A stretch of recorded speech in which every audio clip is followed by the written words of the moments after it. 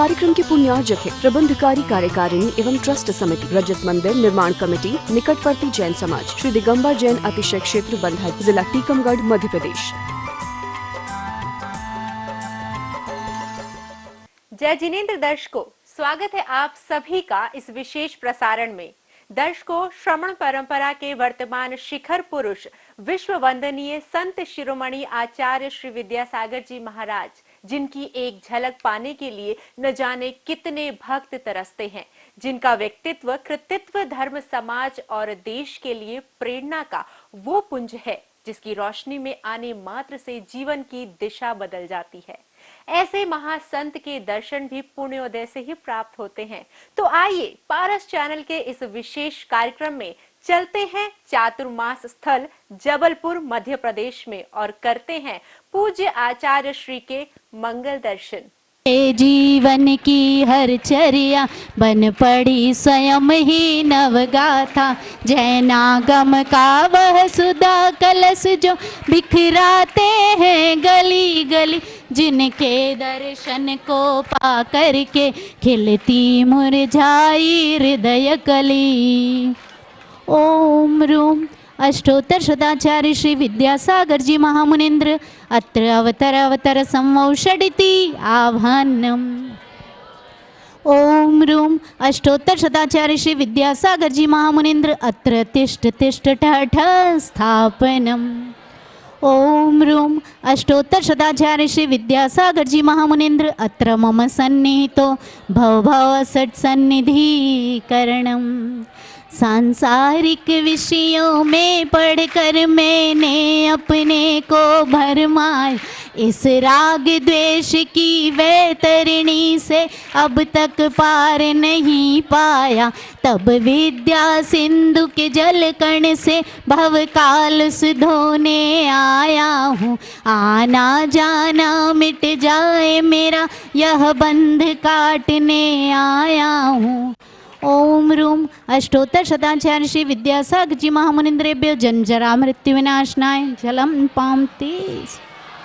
क्रोध अनल में जल जल कर अपना सर्वस्व लुटाया, निज शांत स्वरूप न जान सका जीवन भर इसे भुलाया है। चंदन सम शीतलता पाने अब शरण आपकी आया हूँ, संसार ताप मिट जाए मेरा चंदन वंदन को लाया हूँ। ओम रूम अष्टोत्तर सदाचार्य श्री विद्यासागर जी महामुनीन्द्रेभ्यो संसारताप विनाशनाय चंदनम निर्वपामिति स्वाहा।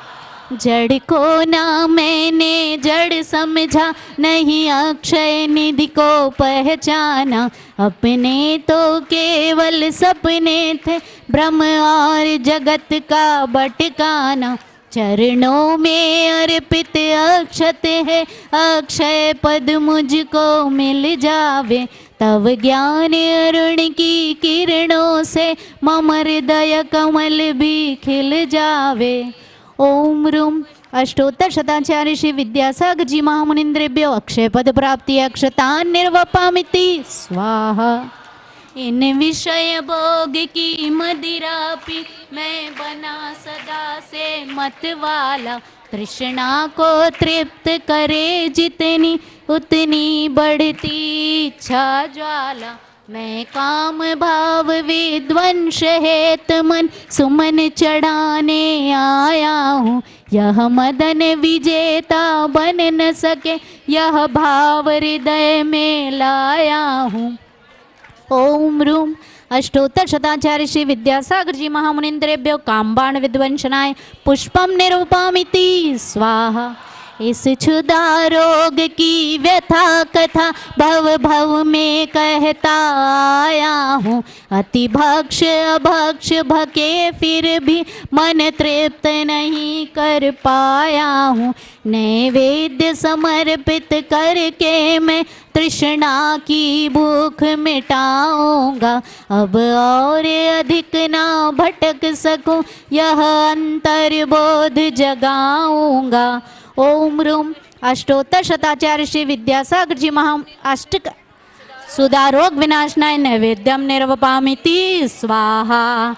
मोह अंधकार से व्याकुल हो, निज को नहीं मैंने पहचाना। मैं राग द्वेष में लिप्त रहा, इस हाथ रहा बस पछताना। यह दीप समर्पित कर मुनिवर, मेरा तम दूर भगा देना।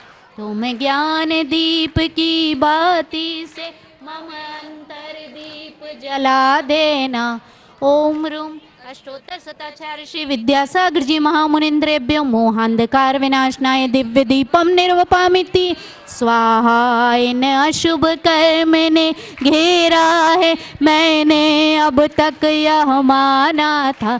बस पाप कर्म तज पुण्य कर्म को चाह रहा अपनाना था। शुभ अशुभ कर्म सब रिपुदल हैं, मैं इन्हें जलाने आया हूँ। इसलिए गुरु तव चरणों में अब धूप चढ़ाने आया हूँ। ओम रूम अष्टोत्तर शताचार्य श्री विद्यासागर जी महामुनिन्द्रेभ्यो अष्टकर्मदानाय धूपम निरूपामिति स्वाहा। भोगों को इतना भोगा कि खुद को ही भोग बना डाला।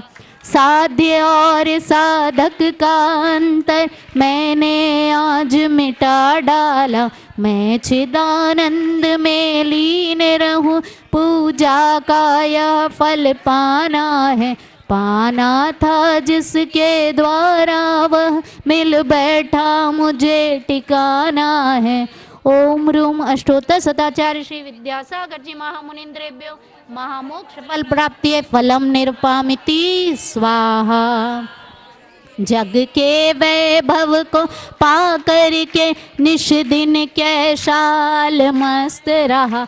मैं अनुगतियों की ठोकर को खाने में ही अभ्यस्त रहा। मैं हूँ स्वतंत्र ज्ञाता दृष्टा, मेरा पर से क्या नाता है।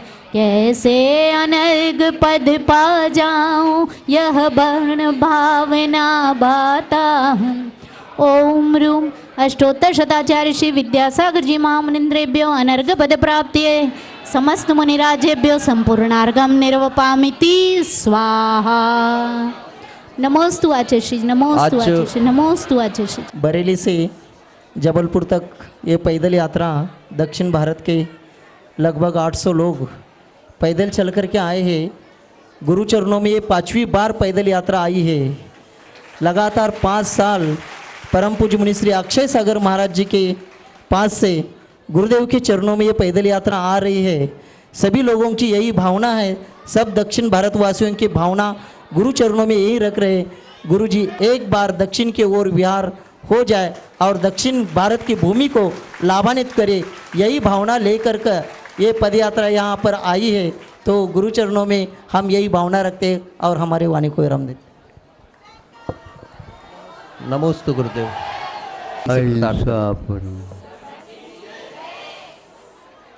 हम प्रतिदिन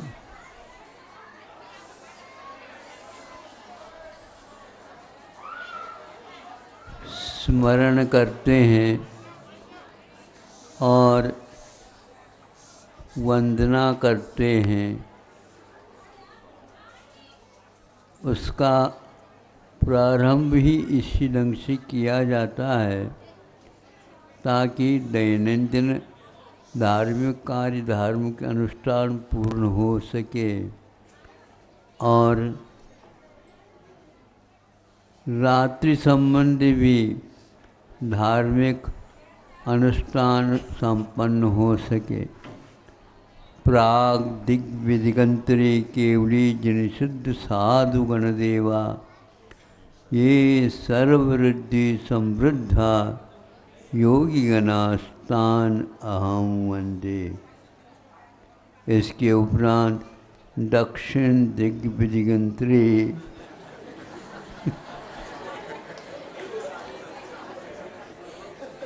क्यों हंसने लगे? इसीलिए हमने वंदना चालू की थी।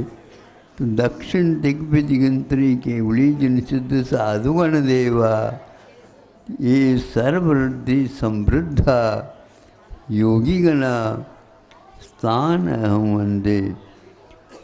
पश्चिम दिग्विजयगिंत्री केवली जिनशुद्ध साधुगण देवा, ये सर्ववृद्धि समृद्धा योगिगणा स्थान अहम वंदे। उत्तर दिग्विजयगिंत्री केवली जिनशुद्ध साधुगण देवा, ये सर्ववृद्धि समृद्धा योगिगणा स्थान अहम वंदे। आप लोगों की वंदना एक प्रकार से पक्षपात पूर्ण है और हम पक्षपात से ऊपर उठना चाहते हैं। आप लोगों से काफ़ी हम उठे हुए हैं। भगवान से प्रार्थना करते हैं, चारों दिशाओं में जो कोई भी रिद्धधारी मुनि महाराज हैं और केवली भगवान हैं, उनको तो आप 12 आना तो छोड़ देते हो और 4 आना को याद करते हो। वो भी याद कहाँ तक करते हैं तो भगवान ही जाने। इसलिए पक्षपात को आप छोड़ दो। दक्षिण उत्तर और पूर्व पश्चिम ये आत्मा, इसमें निराकार आत्म तत्व है, उसको याद करें। भगवान से हम करते हुए याद करना चाहते हैं, हे भगवान हमारी बुद्धि चारों दिशाओं में जो रिद्धिधारी मुनि महाराज हैं उनको हम यूँ हाथ घुमा करके वंदना 3 बार करते हैं। आप लोग एक आध बार तो कम से कम किया करो, यही हमारा भाव है। अहिंसा परमो धर्म की। अब हम क्या करें? उस अमृत का मंथन करने की आवश्यकता नहीं। मंथन होता तो अमृत का नवनीत मिल जाता। अब उसी नवनीत को सेवन करने के सिवाय आपने दूसरा कार्य कर दिया। इसीलिए योग्यता के अभाव में स्वतंत्रता कोई मायना नहीं रखती। हम किसके सामने स्वतंत्रता की बात करें? कल तो बात आई थी शिक्षा नीति में परिवर्तन। मतलब इसका अर्थ निकला 70 वर्ष में आपकी शिक्षा के क्षेत्र में गलत हो गई, नीति चल गई। उसको परिवर्तन की बात आई है तो परिवर्तन क्या ऊपर ऊपर से कर ले? कटिंग नहीं, ऊपर ऊपर से कटिंग करेंगे तो वह पुनः वही रूप आएगा। आमूल चूल जब तक परिवर्तन नहीं होगा, अपरूटेड जिसको बोलते हैं, रूट का अर्थ मूल होता है, जड़ होते हैं और जड़ से उसको उखाड़ना पड़ेगा। अब 70 साल में यदि मेहनत करते इतनी लगाने की कोई आवश्यकता नहीं थी। हम गीत को तो गाना चाहते हैं, भावों को अभिव्यक्त तो करना चाहते हैं, किंतु सैद्धांतिक जो छंद होते हैं उन छंदों के द्वारा यदि अनुराग निकलते हैं तो उनको निकालने वाला चाहिए, अपने आप नहीं निकलते। ध्वनन शिल्पी करस्पर्शान मुरुजः किमपेक्षते। ये रत्नगंध श्रावकाचार्य में कहा गया है कि एक प्रकार से हमारे पास स्वच्छंदता नहीं आना चाहिए थी। उस स्वच्छंदता के कारण हमारे स्वभाव में से विकृति आने लगी, संस्कृति सारी समाप्त हो गई। केवल भारत भारत चिल्लाने से भारत का कुछ भी हो नहीं सकता। भारतवासियों, आपके लिए कहा जा रहा है, भारत कोई जड़ वस्तु थोड़ी है उसको कहा जाए। भारत एक भूमि का नाम नहीं, उस भूमि में जो रहता है भारतवासी, उसके कारण उसको भारत कहा गया है। नहीं तो यहीं पर इसी भारत में काल के परिवर्तन के साथ भू भूमि बनने वाली है। अब इसको कर्म भूमि न रख करके अभी से भू भूमि बनाओगे तो भू भूमि तो बाद में आएगी, अभी तो कुभू भूमि हो गई। आपने उस स्वतंत्रता का मूल्य नहीं समझा। लेते समय सोचना चाहिए था। जिन्होंने प्रयास करके इसके लिए स्वतंत्रता दिलाई, स्वच्छंदता नहीं। जिन भाषाओं में दर्शन शास्त्र लिखा गया है, जिन भाषाओं में द्रव्य की व्यवस्था लिखी गई है, जिन शास्त्रों में पूर्व पर विवेक जागृत हो, वह सारा का सारा भरा हुआ है। उस भाषा को यदि आप समाप्त कर दोगे तो आपके पास संस्कृति रही क्या? कुछ भी नहीं रही। इसलिए अभी भी यदि आप सोचो तो ठीक है, नहीं तो छंद आपका है, किंतु स्व जुड़ने से स्वच्छंदता आ गई। अब कवियों की कोई आवश्यकता नहीं।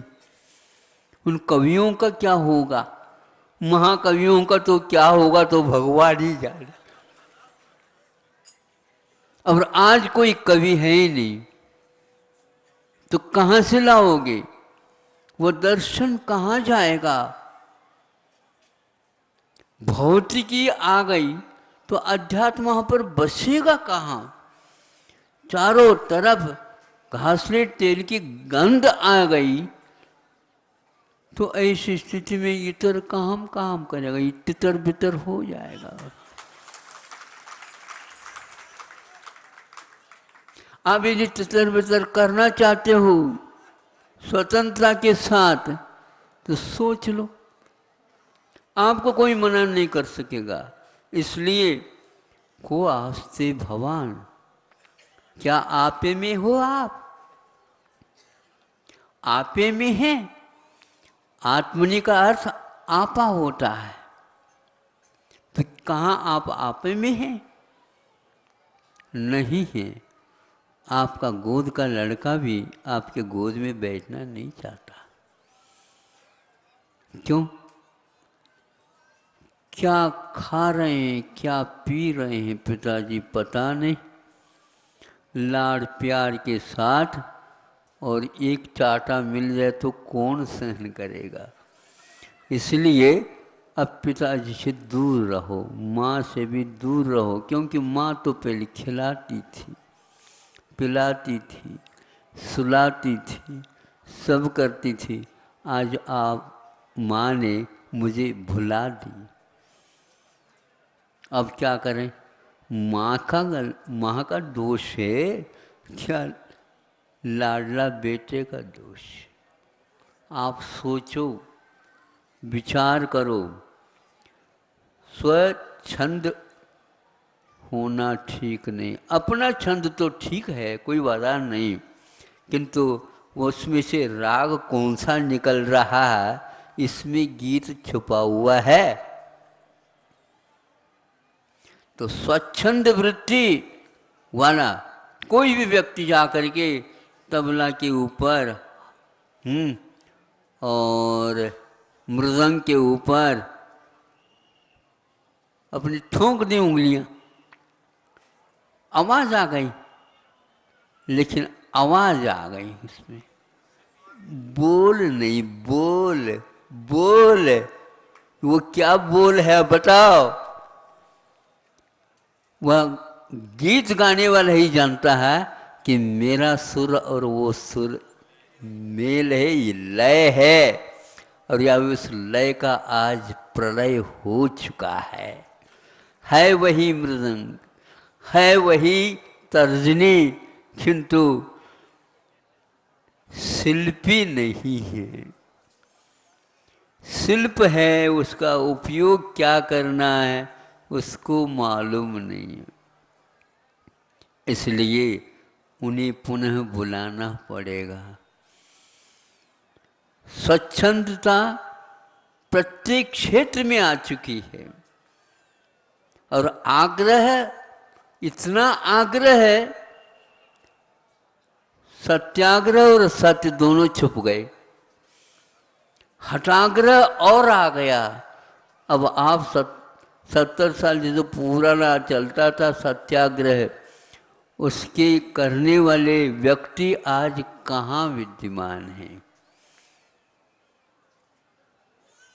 गांधी के विचारक आज कहाँ हैं? गांधी शब्द तो है, किंतु वह स्वतंत्रता के गीत के तूफान में गांधी की टोपी आंधी में घुल गए। अब उन टोपियों को याद करना और उस प्रकार सिलाई होना नहीं, हैट, बैट और कैट, ये क्या है? ये कहाँ से लाओगे? संगीत इसमें भरोगे? एक दार्शनिक क्लासिकल जो कुछ था लुप्त हो गए, छंद ही गायब हो गए। आज कोई गीत गाता है मन नहीं करता, क्योंकि उसका लय कहाँ पर जा रहा है? विदेश की ओर जा रहा है। उसके थिरकन में को आवाज वो है, वो संगीत ही नहीं है, तिरछा जा रहा है। तो क्या आनंद आएगा? तत्व का आनंद के लिए भी वातावरण उसी प्रकार का बनाना चाहिए। 70 साल में यदि आप लोग नहीं बना सके, वृद्ध हो गए, अब वह कब बनेगा? और कब वह थिरकन आएगी पैरों में? और कब वह आंखों में दृष्टिकोण आएगा? दृष्टि तो है, दृष्टिकोण नहीं आएगा तो वह विचारों में, अर्थों में किसी भी प्रकार से सामंजस्य नहीं बैठेगा। अखबार तो बहुत निकल रहे हैं, पत्रिका तो बहुत निकल रहे हैं, एक लेख पढ़ने को मन नहीं करता। अब क्या बताएं? फिर पत्रिकाओं में महाराज आप कुछ भेज दो, तो भाई कैसे भेजूं? उसकी गंध वहाँ तक जाता जाते घासीट तेल में मान लो डूब जाएगी, तो किसको मैं सुनाऊं? सारे के सार नाक फटी हुई हैं, उसमें से हम इतर को लगा दे कहीं, उसका कोई मूल्य नहीं आता। अब करें क्या? कुछ नहीं। अब कहे क्या? कुछ नहीं। फिर सहो, कहो नहीं, सहो और आपे में रहो। पिताजी तो आपे में नहीं, तो उसका लड़का उसके पास जाना नहीं चाहता, और स्वच्छंद हो करके विवाह तो कर लेते हैं। विवाह के दूसरे सेकंड में ही विवाद हो जाता है, विशेषवाद होने लग जाते हैं। प्रतिवाद के लिए अब खटखटाओ न्यायालय के, न्यायालय में भी इसी प्रकार के विवाद हैं। संवाद की तो बात ही नहीं, सुनना नहीं है। तो कौन से देश में आप रह रहे हो, ये पहचानना बहुत मुश्किल है। वेश भी चले गए,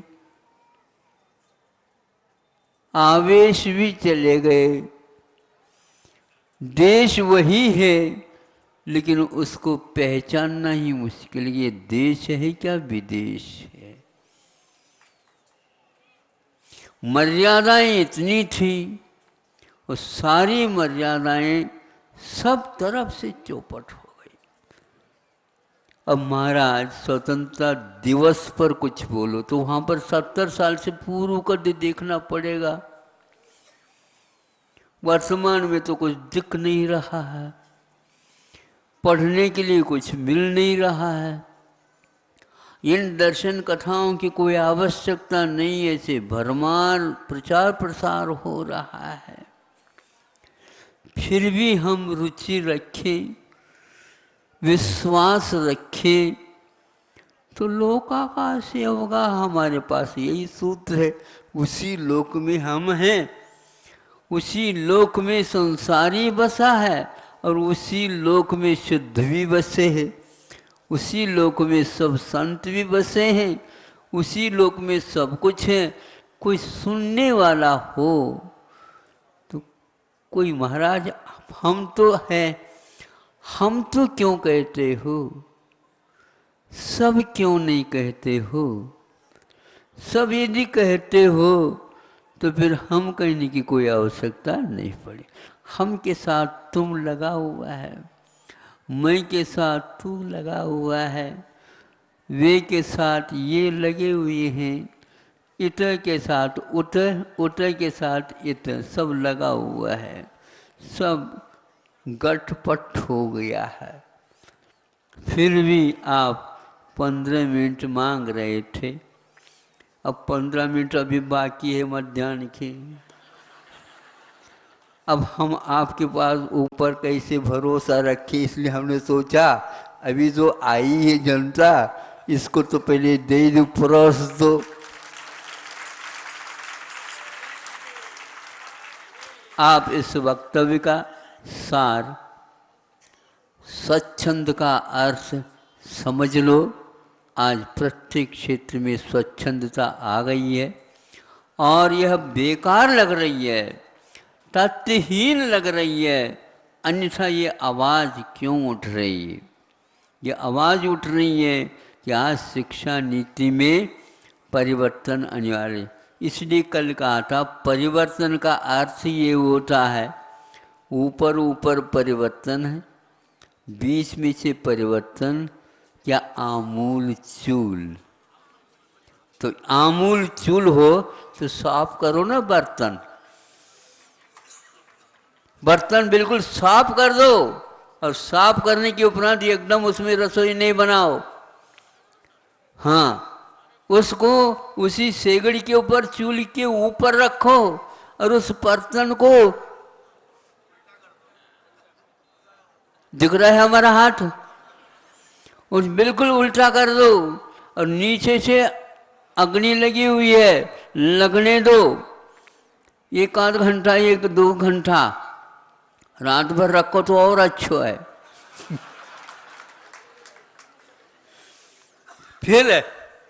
फिर बाद में रसोई बनाओ, एकदम उसमें रसोई नहीं बन सकेगी।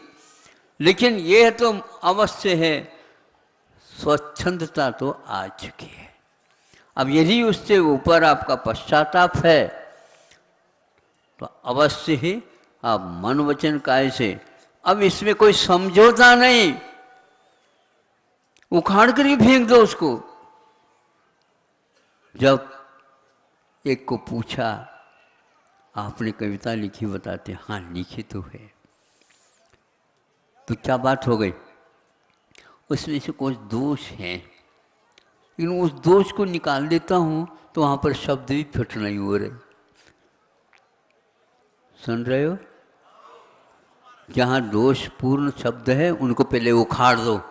महाराज हमारी कविता तो टूट जाएगी, फूट जाएगी। अरे इसी दिमाग से तो लिखे हो, उन शब्द को उपयुक्त शब्द लगाओ तभी वह कविता कहलाएगी। नहीं तो किसी भी प्रकार से किसी को आग्रह नहीं करना, आप अपने पत्रिका में हमारे लिए स्थान दे दो। सोचो हम संपादक हैं, आपकी कविता है, स्वागत है, लेकिन ये ध्यान रखना आपकी कविता का मैं समर्थन करूं ऐसा कोई नियम नहीं है, क्योंकि ये संपादक को इतना अधिकार मिला है। इसलिए मेरा इतना अधिकार है, आप लोगों से कह सकता हूँ। यदि आप इसमें परिवर्तन लाना चाहते हो, अब इधर उधर के स्वप्न मत देखो, इधर उधर के आग्रह को मत देखो, करो नहीं आग्रह। अब ऐसा ग्राहक बनो कि अब वह सारा साफ हो जाए। पहले स्वच्छंदता को मुक्त करना पड़ेगा, तभी उस गीत का आनंद आप ले सकते हो। किस मुख से मैं कहूँ, सभी यही कह रहे हैं कि अर्थ जब तक समझ में नहीं आता तब तक उस गीत का कोई भी अर्थ नहीं रहता। आप बोलते जा रहे हो मेरे भारत मेरे भारत, क्या पहचान है आपके पास भारत की? महाराज हमने सुना था, महाराज जी बहुत अच्छे बोलते हैं स्वतंत्रता के बारे में। मतलब आप ये स्वच्छंद होकर के निर्णय लिए हुए हो, कोई अच्छाई बाकी नहीं रही। 70 साल बहुत होता है, 70 साल तक किसी को पढ़ाएं, केवल ज्ञान हो जाए। अंतर्मूर्त का काम है। हमारा कहाँ पर समय चला गया, श्रम चला गया, शिल्प चला गया।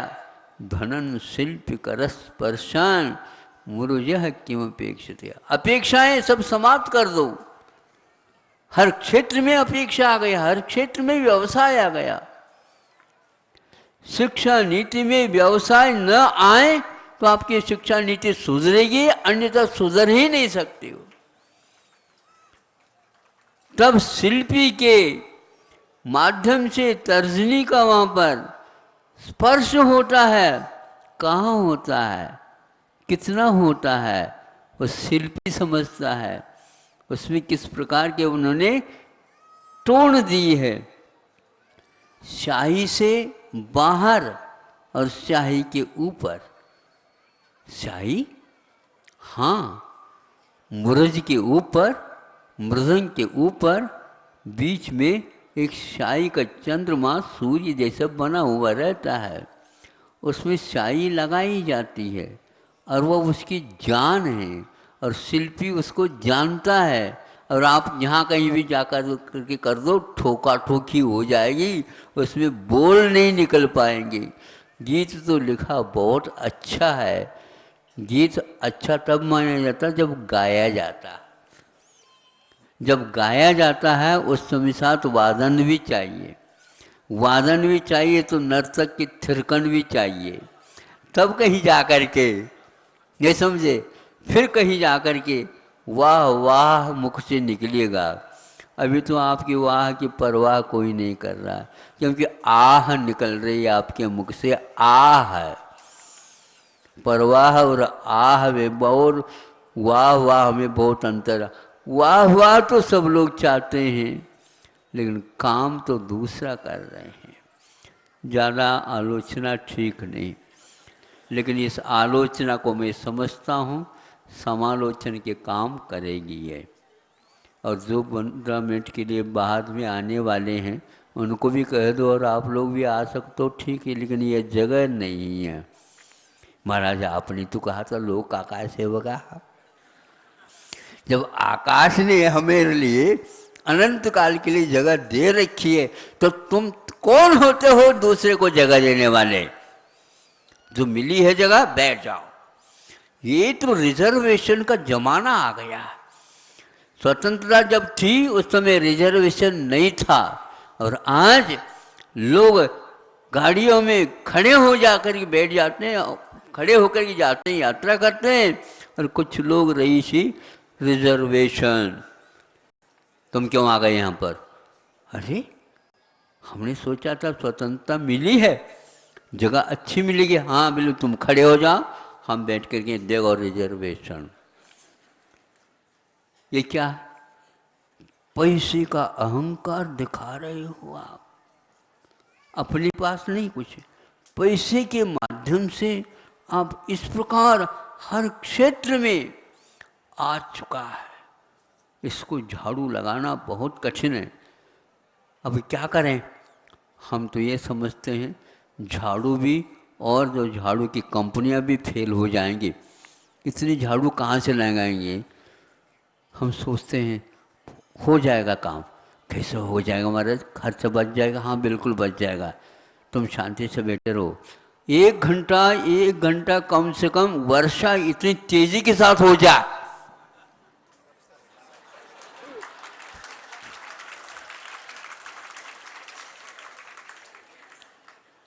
साफ साफ सुथरा हो गया, कीचड़ पचड़ सब सारा का सारा। किसी को बुलाने की आवश्यकता, रानी को। हाँ क्यों? तो इसी में तो निकल गया हमारा जीवन। ऐसा विचारों में आप बाढ़ ले आइए, कोई नहीं बचा। 70 साल का कूड़ा कचरा बहुत होता, निकाल दो उसको। और अनंतकालीन भी कूड़ा कचरा है बंधु, उसको मैं स्वतंत्रता मानता हूँ। वह स्वतंत्रता सेनानी या संग्राम करने वाले हमारे पंच परमेष्ठी हैं, उन्हें प्रणाम करता हूँ और चाहता हूँ इन लोगों के मस्तिष्क सुधर जाएं और ये साधन धारण कर लें कि हम आलसी बने, अहंकार में बन गए, इसको छोड़ करके अपने कर्तव्य की ओर अग्रसर हो जाए। 15-20 मिनट हो गए, अच्छा लगा आपको? आलोचना के अलावा स्वतंत्रता दिवस पर हमने कुछ भी नहीं दिया आपको। हाँ, ये बहुत अच्छा है। आईने के ऊपर धूल धर है क्या नहीं ये भी दिखा दो। नहीं समझे, आईना तो दिख गया, लेकिन आईने में आपको देखना है, स्वयं को देखना है। को आस्ते भगवान आत्मनि। उपचरित के साथ असद्भूत का संबंध लगाते हैं।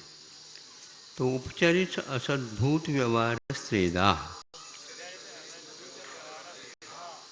उपचार के साथ लगा हुआ जो असद्भूत व्यवहार है वो 3 प्रकार का है। स्वजाति उपचरित असद्भूत व्यवहारो यथा पुत्र दारादि मम।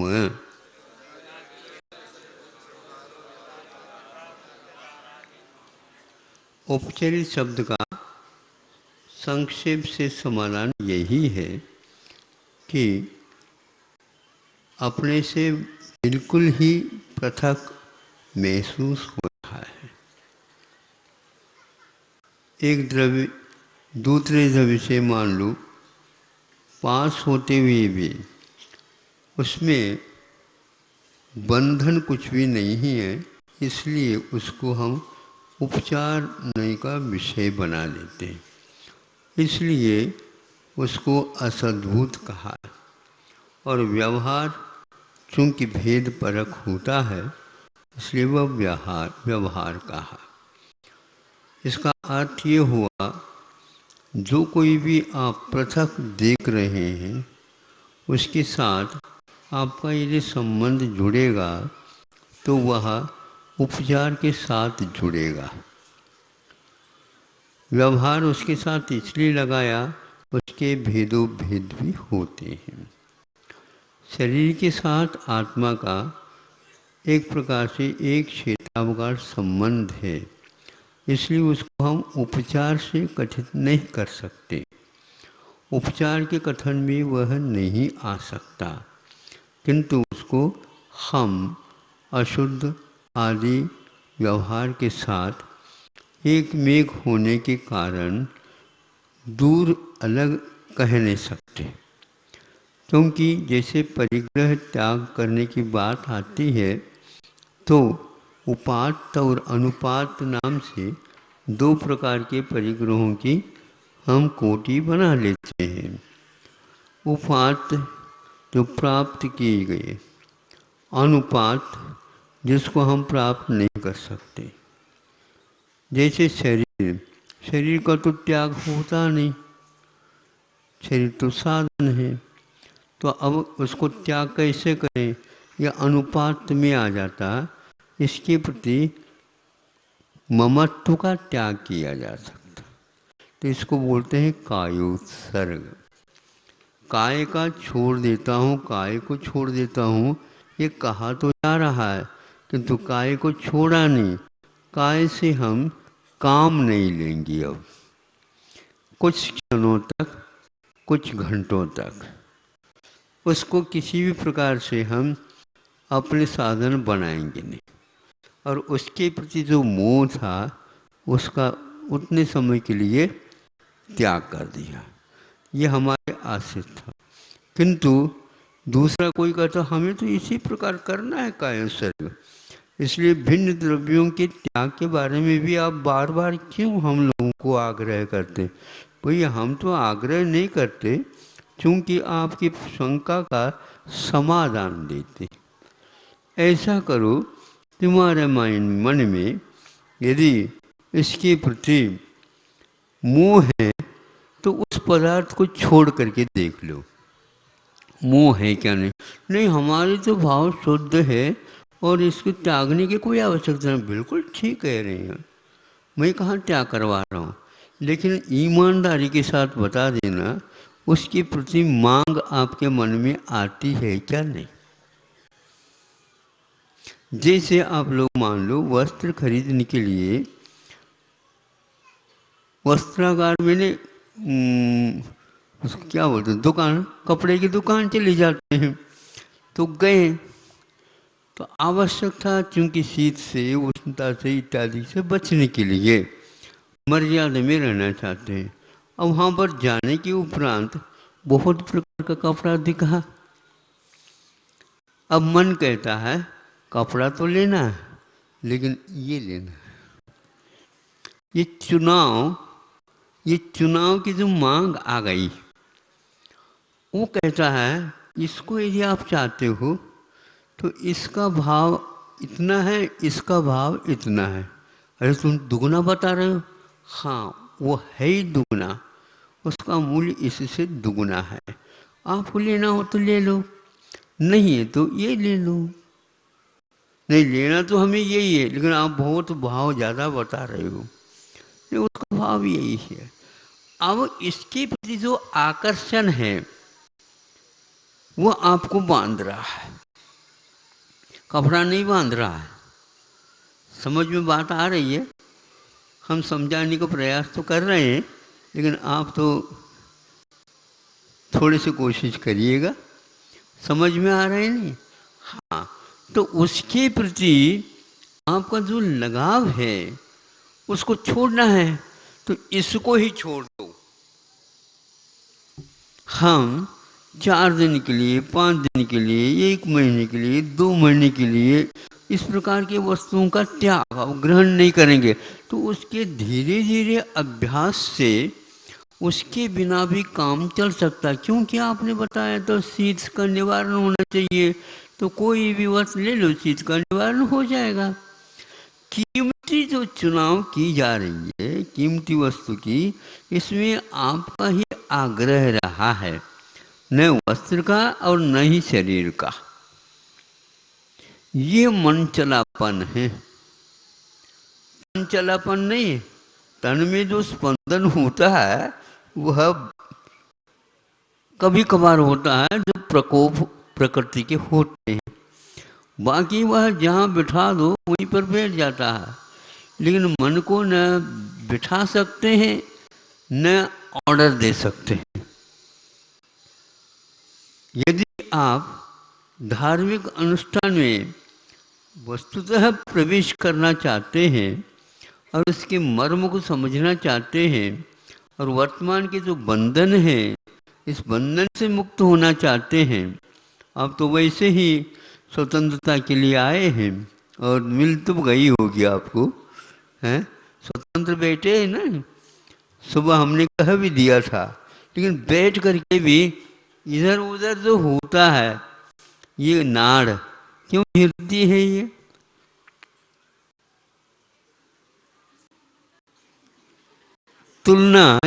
तुलना क्यों की जा रही है? आपको बैठना था तो जगह मिली है, व्यवस्था आपके लिए की गई है, तो ये मन में विकल्प उत्पन्न क्यों हुआ? इसी का नाम मन का अनियंत्रण है। तन का नियंत्रण तो बहुत अच्छा है, बिना कहे आप कर सकते हैं, क्योंकि उसके जो है ब्रेक, उसका जो रोकथाम वो अपने आप में स्वतंत्र है। आपको करना पड़ेगा तो करना ही पड़ेगा, लेकिन मन मानता नहीं।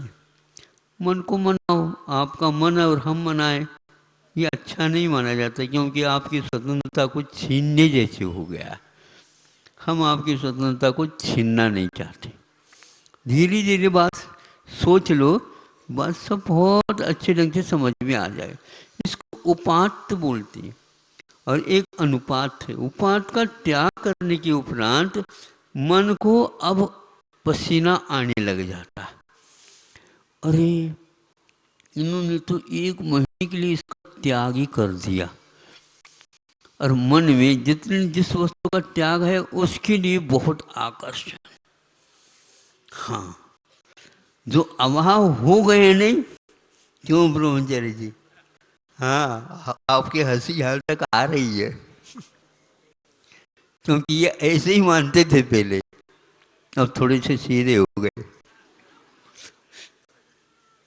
अब इसका ये संबंध ऐसा संबंध है, ये तादात्म्य, मन का आत्मा के साथ तादात्म्य संबंध है। हम संकल्प लेते हैं, मन बीच में आ नहीं सकता। यदि आ गया तो तुम्हारी कोई आवश्यकता नहीं। क्यों? ऐसा ही वहां पर कहा, यदि आप शरीर निरोग रखना चाहते हो, नहीं समझे, किसी की बात मैं नहीं सुनूंगा।